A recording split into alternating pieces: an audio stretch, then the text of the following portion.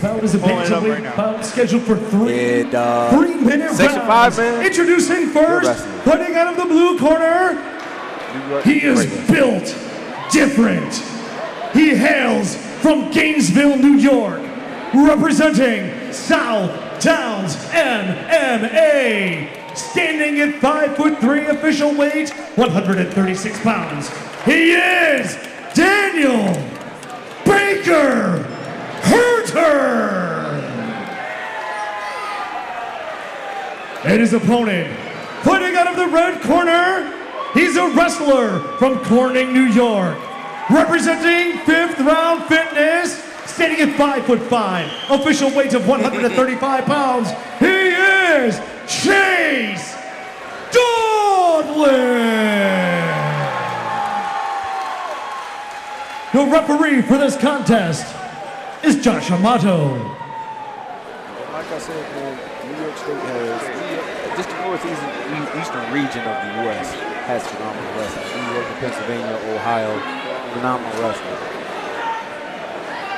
I really want to see some good transitioning into wrestling, though. I want to see striking into wrestling, not just these double legs from far. I want to see some growth from our amateurs.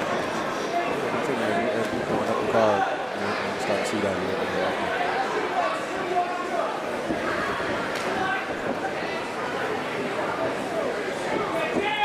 There was a shot right there, a good shot, and he ran him across the cage.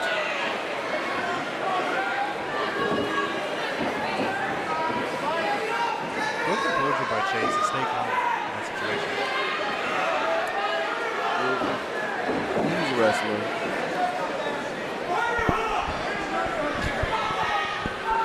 And he's a wrestler, so you know, it's not he's not in foreign ground. So you see he was able to reverse position and get the good position. If you're Chase, what do you need to do in this fight here? I see a little success here from Baker on the feet. Do you want to go to the ground, or what do you think? I mean, here it is. The Baker Herter, you know, he went for a shot. Okay, hold on. He may be compromised. Baker's compromised right now. He's compromised. Something's up with his leg.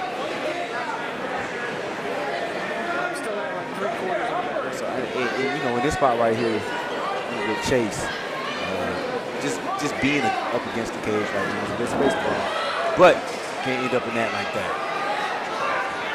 And with Herter being compromised, look like he's compromised. Herter would rather probably be on the ground, but now he's going for the finish now.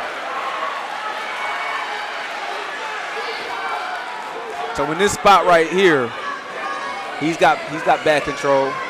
Herter's got to try to move around and spin into the guard. Looks like he's doing that right now. He's attacking that bottom leg. He's putting weight on that bottom leg, and he's trying to move it.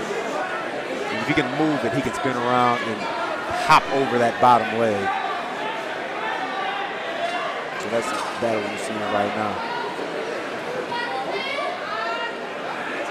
Now that battle's changed now.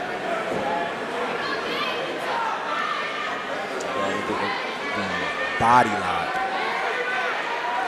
Advanced rules. Amateur changes the game. Flatten him out. Here's the punches. There you go. He's trying to look for a finish. He's looking for a finish. He's looking for a finish. The ref's getting close.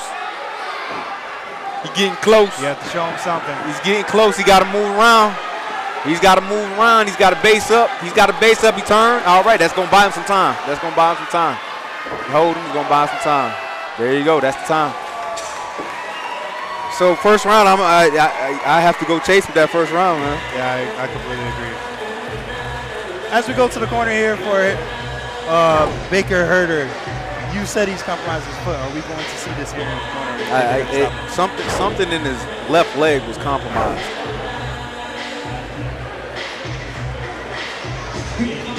Foot injury aside, what does Baker Herter need to do here in the second round?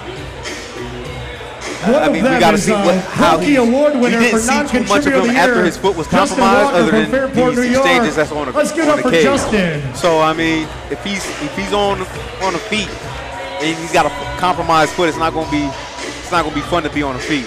So, especially with the game plan being to set up punches to get in good position. You can't get correct angles. I'd imagine you're going to have a completely different outlook on your game plan. I wouldn't be surprised if he went for a shot extremely early in this round right now.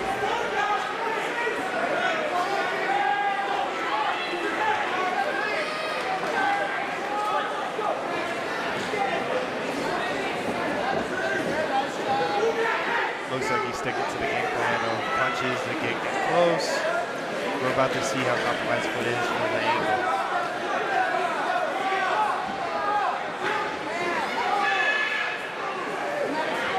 And I've had fights where I had injured foot, injured hand. You kind of have to just like leave it in the corner and come out there hard grit. Built different. He said he's built different. Yeah, I mean, it doesn't matter if you're built different. If you have an actual compromise, it's going to compromise how your technique is, and that's going to show some type of lack. Superman punch from Big Herter.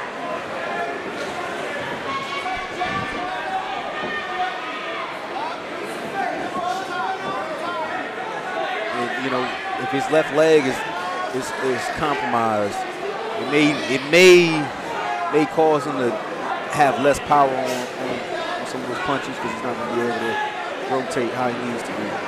Also, how hard is it to shoot with compromised foot? Yeah, just depending on where it's at. Yeah.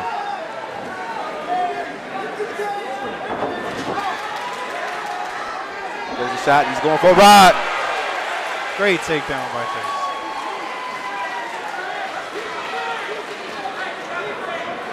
If I'm Chase here, I feel like I need to get to a better position in side control to get some ground pound. I imagine like a half guard or obviously ideal here. Yeah. But he might be in trouble. He might be in trouble. It looks like he's safe though. He's safe. He's safe there and then back in the guard. Right here in MMA, a lot of people think it's you can be offensive in the guard, but in MMA, it's not a good spot really. I don't want to be on my back with any spot you don't want to be on your back. On your back is not looking too well for judges, unless you're really a high-level guy like a Charles Oliveira. Being on your back is not beneficial in mixed martial arts.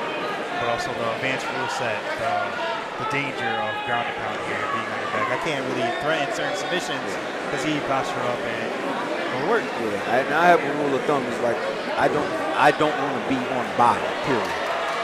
You can have my back, but if I'm on top of you, you have my back. I still have a chance. I can do something.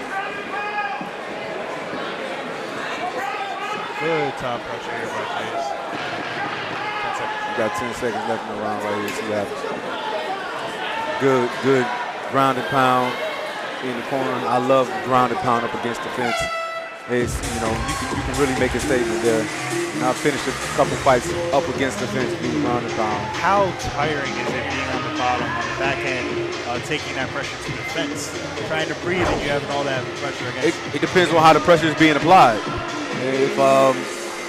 If you got somebody that's really making you work while you're on the bottom, then it can be tiring. But sometimes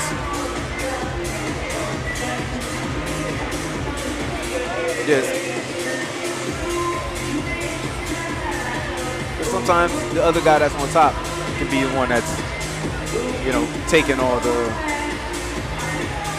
energy, losing all the energy.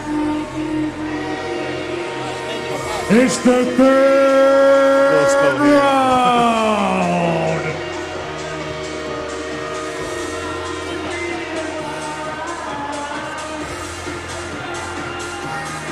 Third and final round.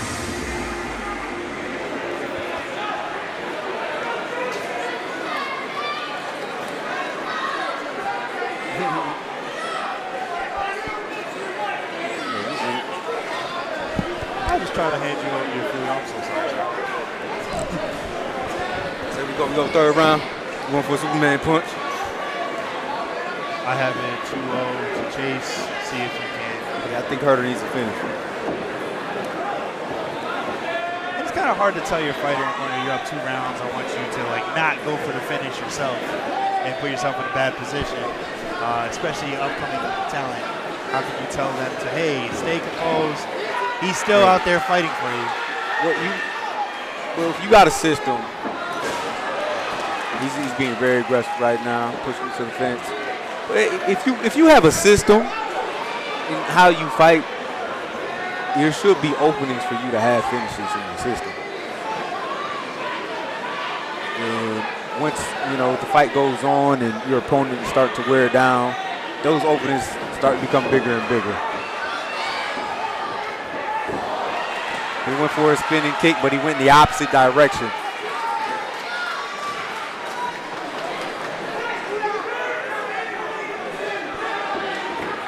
But this is when we say when Baker Herter, he has the experience, because this guy's not just just getting put out of there.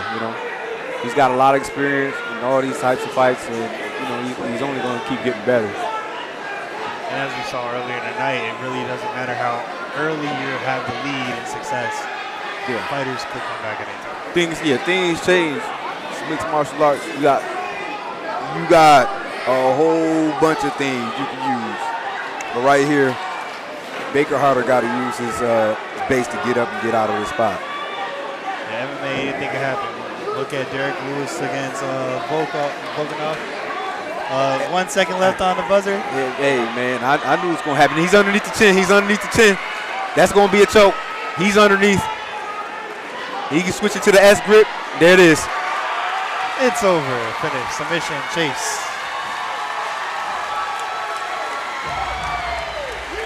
Yeah. I like to see the young talent. The submissions today are pretty well. Yeah, Man. We got a couple back-to-back submissions. Let's get the replay on that submission. You got here, he's flattening him out right there. He's getting in some good ground and pound, and that flatten out, that space sucks. As soon as he came up there, he took the head, lifted the head, went underneath. The choke's already in. He's in a bad spot. He switched the grip up from behind the head to the S grip, and then there goes the finish.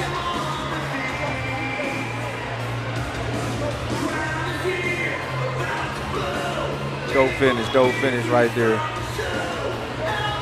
And Chase is going to move up to 3-0 after this win right here. Good prospect out of Corner, New York, 5th round fitness. Really showed the composure for a young fighter. Yeah.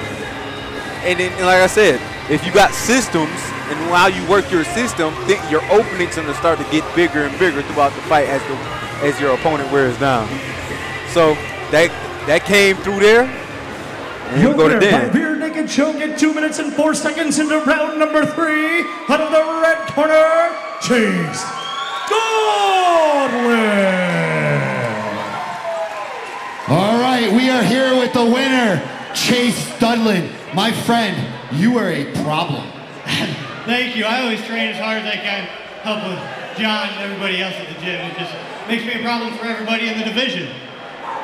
You mentioned your coach. Your coach is an OG. Yeah, you guys have not seen his fight in WEC against Cub Swanson. Type in Frenchie versus Swanson. You will be thoroughly entertained. You will see where the 4 horsemen from 5th Round Fitness come from.